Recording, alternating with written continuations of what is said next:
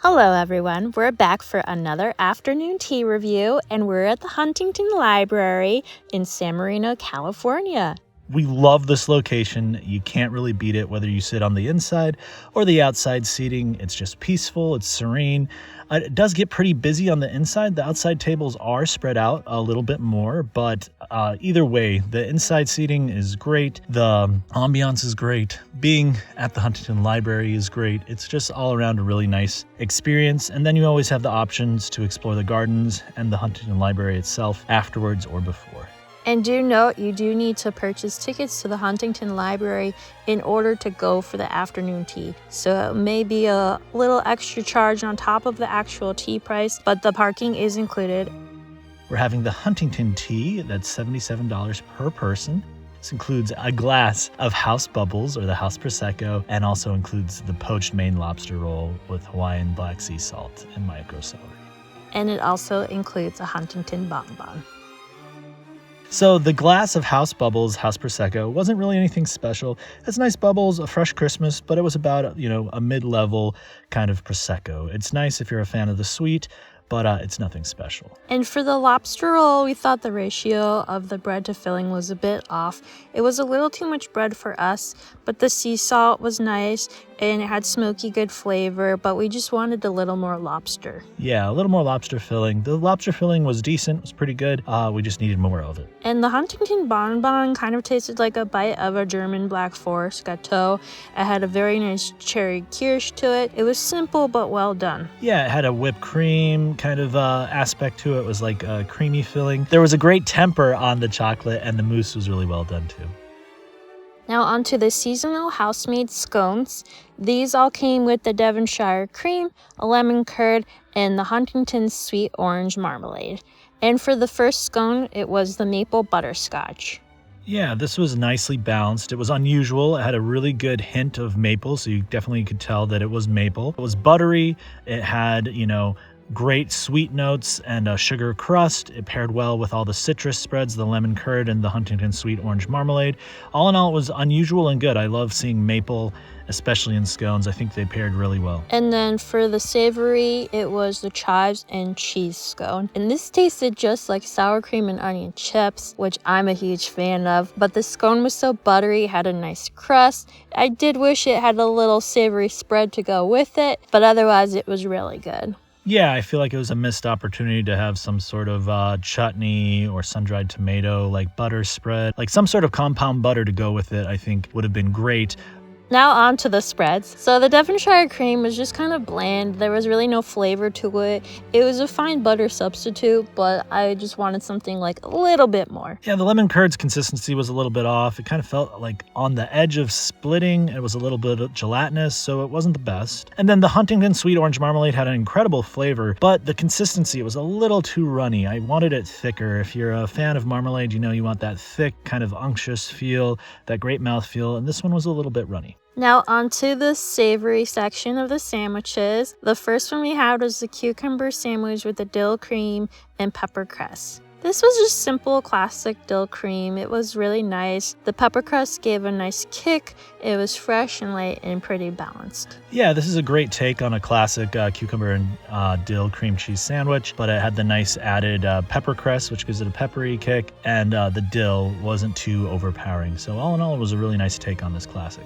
Next, we have the rosemary ham and sharp cheddar cheese sandwich. It has a great quality ham, solid, but nothing like out of the ordinary for the ham. The sharp cheddar was good, but nothing incredible. All in all, it was just nothing really to complain about. It was a solid ham and cheese sandwich with good quality ingredients and well executed. And next up, we have the smoked salmon, dill cream cheese, and caviar. It was a little too fishy for Joelle, but I really liked it. I love salmon. It was smoky. It was cold smoked.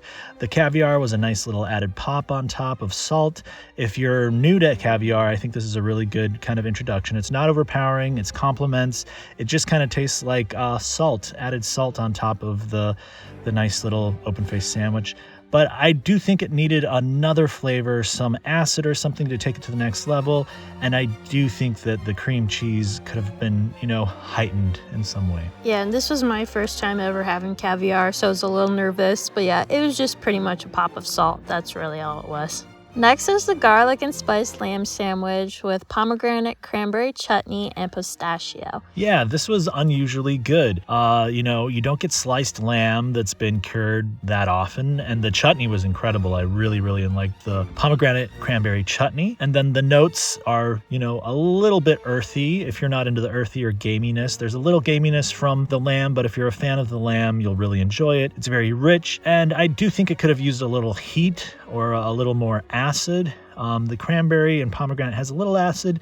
The pistachio adds some earthiness, but I needed more heat. I needed something spicy like a peppercorn or some sort of spice in there with a little more heat. But overall, I thought this was unusual, a really unusual sandwich, and it was good. And then next up we had the pickled beet sandwich, dill cream cheese, baby romaine, and Spanish sherry vinaigrette. This was really good. It had a well-balanced sweetness and acid in the beets. It was fresh. I liked the caraway in the rye bread. It added a nice touch. It was earthy, had a nice salt and acid, and I liked the bitterness from the chard. Yeah, I think the only thing missing here was heat. And if you don't like the beets, you might not like this because it is very beet forward. They're using the same dill cream cheese. I think they missed opportunity to add some heat, some chilies or something into the sandwich, but besides that, it was a solid option. And the last sandwich option was the James Beard Vidalia sweet onions with sea salt and garlic herb crust. I thought this was the weakest of the sandwiches. It was a little too much mayo for me. It was missing something like a chicken. It was just like overpowering of onions, which is fine because I do like sweet onions, but I thought it was kind of missing something. It was just a little bland. Yeah, this was one note. It was missing some acid or some heat or maybe even some protein. If you're a big fan of sweet onion, like Joel said, this is the sandwich for you, but it was just missing something. It was kind of one note for us.